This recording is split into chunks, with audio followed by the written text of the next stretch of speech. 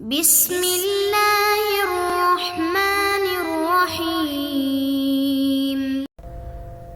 اللهم صل على سيدنا ومولانا محمد افضل صلواتك بعدد معلوماتك وبارك وسلم وصل عليه۔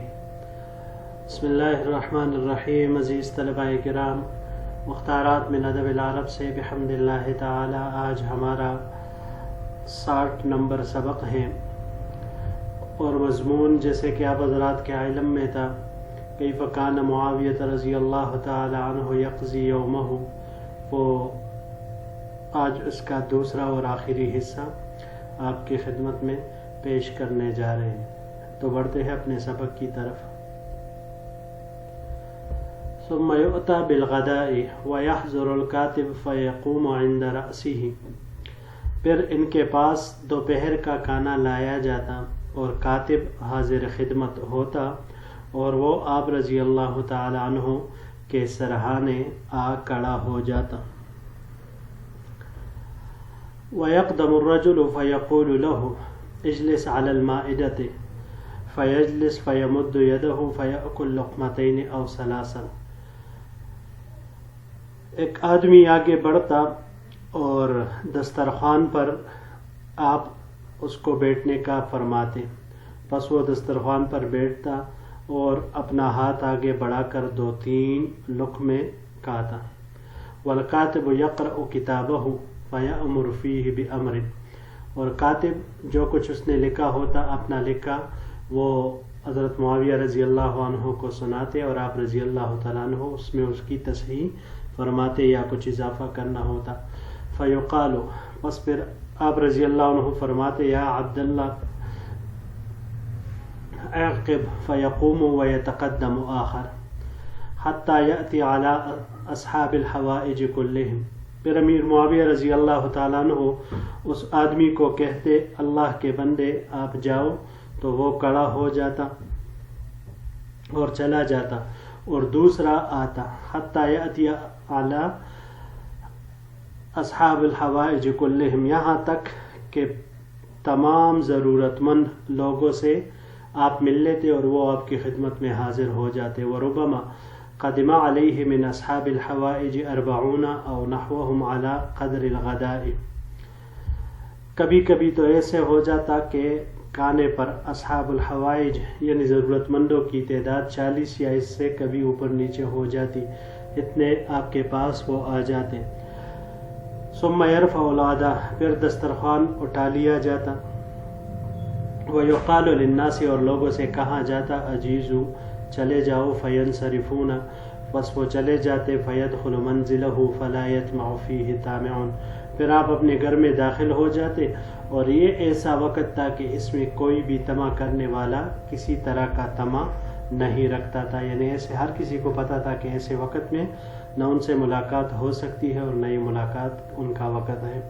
حتی ینادی بالظہر، یہاں تک کہ ظہر کی اذان ہو جاتی۔ فیخرج فیصلی ثم یدخل، یہاں تک کہ آپ باہر آ کر نماز پڑھتے اور پھر تشریف لے جاتے۔ فیصلی 4 رکعات، اور 4 رکعت نماز پڑھتے۔ ثم یجلس، پھر آپ تشریف فرما ہوتے۔ فیأذن لخاصۃ الخاصہ، اور پھر خاص الخاص لوگوں کو اجازت دیتے۔ فإن كان الوقت وقت شتاء، پھر اگر وقت سردیوں کا ہوتا، اتاہم بزاد الحاج من الاخبثۃ، تو پھر آپ کے پاس حجاج والا خشک حلوہ، اخبثہ خشک حلوہ کو کہا جاتا ہے۔ اس کی باقی چیزیں بھی ساتھ میں آ رہی ہے، وہ انشاءاللہ اگلے سلائیڈ میں ہم پھر پڑھتے ہیں۔ یہاں پر یہ 2 الفاظ ہے، پہلا اعقب، اعقب یہ عقبہ سے ہے، باب ضربہ سے عقباً مصدر اس کا آتا ہے پیچھے آنے کے معنی میں، اور یہی عقباً مصدر یہ باب نصورہ سے بھی پیچھے آنے کے معنی میں آتا ہے۔ الاخبصہ، اخبصہ یہ خبیث کی جمع ہے، خبیث، یہ اصل میں کھجور اور گھی کے حلوہ اس سے جو مرکب ہوتا ہے اس کو کہا جاتا ہے۔ یہ باب تفعیل سے تخبیصاً کھجور اور گھی کا حلوہ بنانا، اس معنی میں یہ استعمال ہوتا ہے۔ جی تو بڑھتے ہیں اپنے اگلے سلائڈ کی طرف۔ الیابسۃ، یہ ما قبل کے ساتھ تھا، الاخبثۃ الیابسہ یعنی خشک حلوہ، والخشک نانج خشک نان، والاقراص المعجونۃ باللبن والسکر من دقیق السمید، اور دودھ، چینی اور سفید آٹے یعنی میدا کے بنے ہوئے پیڑے، اقراص پیڑے۔ والقعق المنزد، قعق المنزد یعنی آٹے، دودھ اور چینی کے بنے ہوئے کیک۔ والفواکہ الیابسہ، اور خشک میوجات۔ وإن كان وقت صیف اتاہم بالفواکہ الرطبہ، اور اگر گرمی کا موسم ہوتا تو ان کی خدمت میں تازہ پھل پیش کیے جاتے۔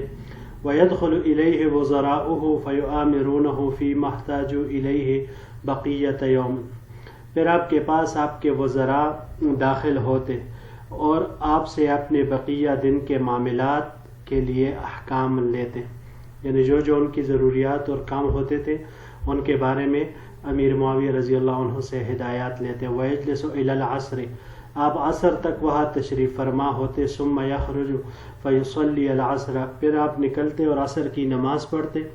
ثم يدخل منزله، پھر آپ اپنے گھر داخل ہوتے۔ فلا يطمع فيه طامع، تو اس میں کوئی بھی طمع کرنے والا طمع نہیں کرتا۔ حتی اذا كان في آخر اوقات العصر، یہاں تک کہ عصر کا بالکل آخری وقت ہو جاتا، خرجا، تو آپ باہر نکلتے۔ فجلس على سریرہ، اور اپنے تخت پر تشریف فرما ہوتے۔ ويؤذن للناس على منازلهم، اور لوگوں کو ان کے منزل اور درجے کے مطابق اجازت دیتے۔ فيؤتى بالعشاء، تو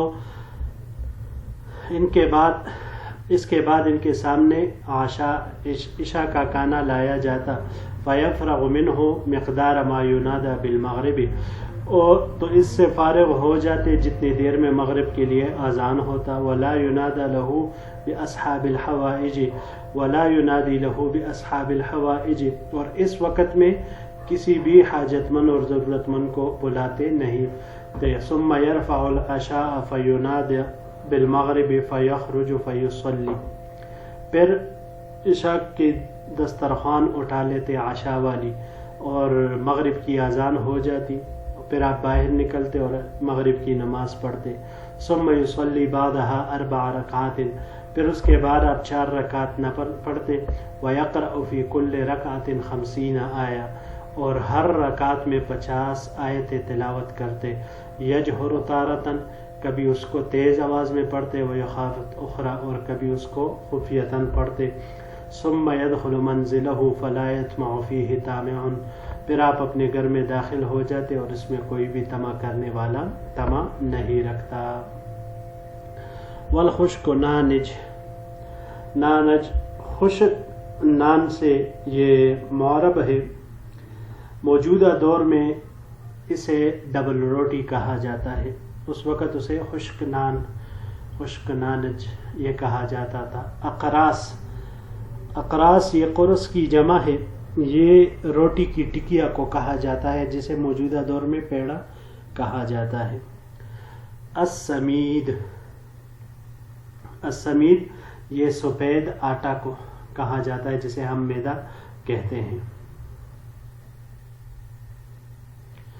والکعک المنزد، کعک، کعک مفرد ہے اور اس کی جمع کعکات آتی ہے، کیک کو کہا جاتا ہے۔ المنزد نزد سے ہے، نزد ینزد تنزیدا، یہ باب تفعیل سے یہاں پر استعمال ہوا ہے، یہ ایک دوسرے پر ڈیر لگانے کے معنی میں آتا ہے، اور یہی باب ضربہ سے نزدن اسی معنی میں اس سے بھی آتا ہے۔ اور اگر باب افتعال سے لیا جائے تو انتضادن مصدر اس کا آئے گا، ایک جگہ اکٹھا ہونے کے معنی میں یہ آتا ہے۔ جی تو بڑھتے ہیں اپنے اگلے آخری سلائیڈ کی طرف۔ حتی ینادی بالعشاء الآخرۃ، یہاں تک کہ عشاء آخرہ یعنی عشاء کی نماز کے لیے آذان ہو جاتی فیخرج فیصلی ثم تو پس آپ باہر نکلتے اور نماز ادا کرتے ثم یؤذن للخاصۃ وخاصۃ الخاصۃ والوزراء والحاشیۃ پھر خاص لوگوں وزراء اور درباریوں کو حاضر ہونے کی اجازت دی جاتی فیؤامرہ الوزراء فیما اراد واستر من لیلتہم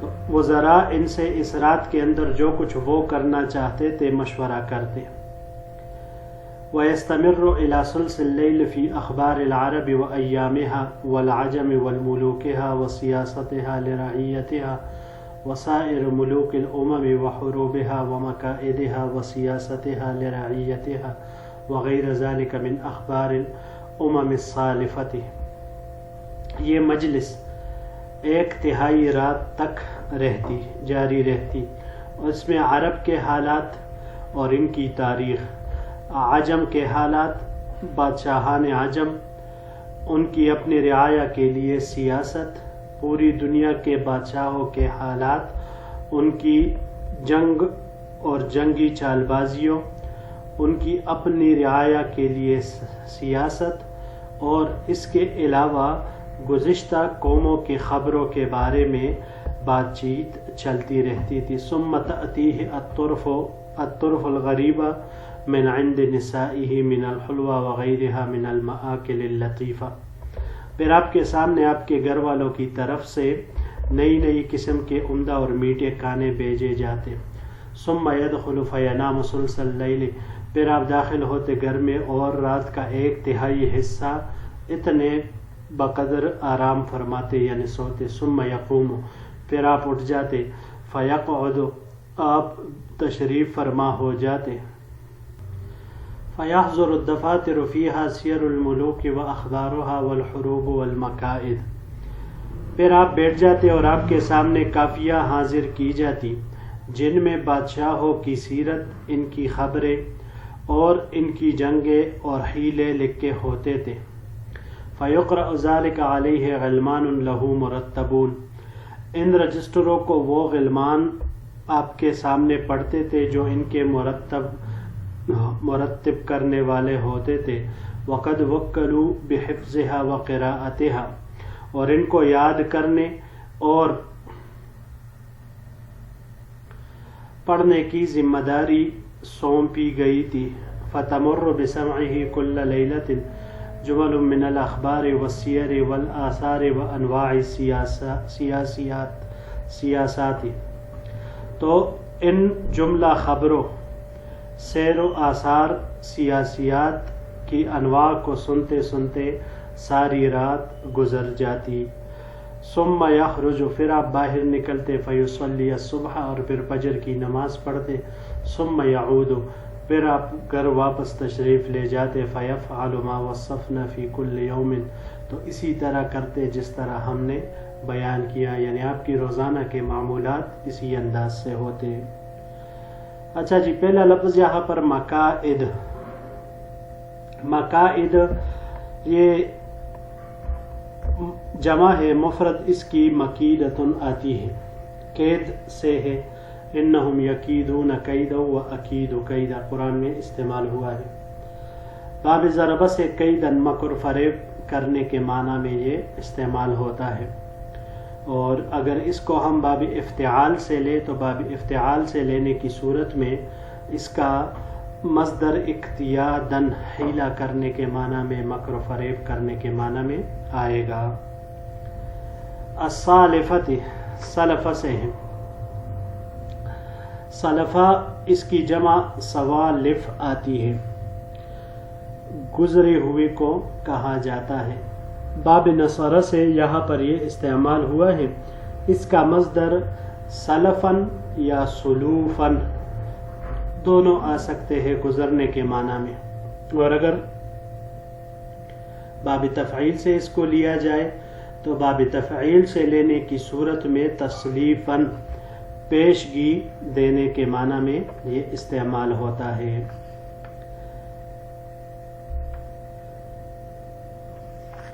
اگلا لفظ ہے الطرف